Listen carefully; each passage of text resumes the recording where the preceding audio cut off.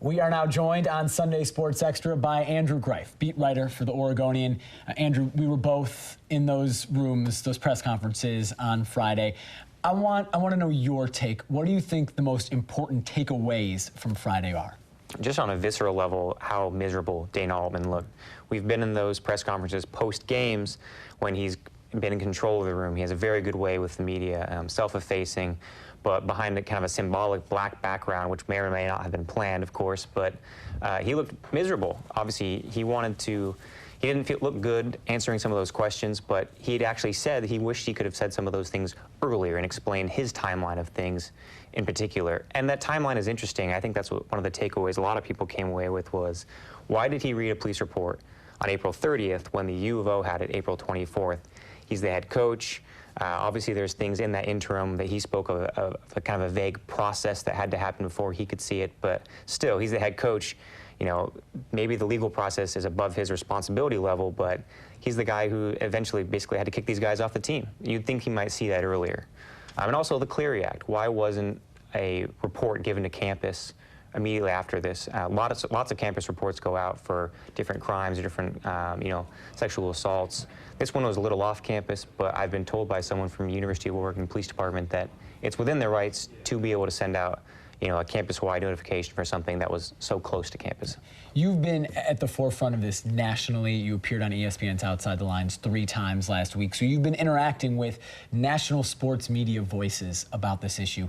What's the perception outside of Eugene, outside of Oregon, with what's going on here at the University of Oregon?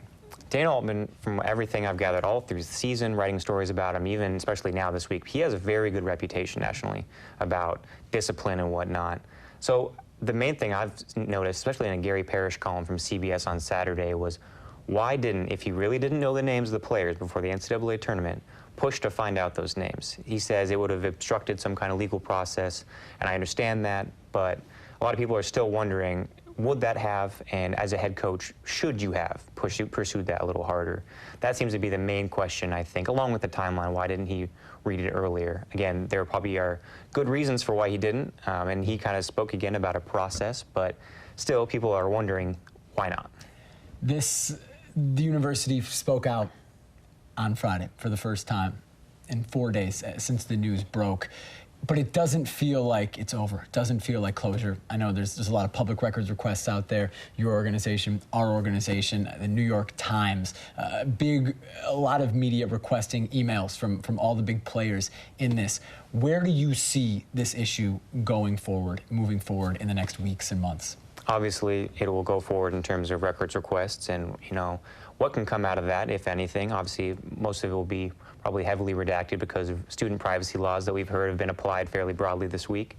But you're going to hear from the players, the primary sources, because they are going to want to clear their names, as they probably should, because they have been cleared of all legal wrongdoing in this case. But in the court of public opinion, they have been obviously tried many times and found guilty in many people's eyes.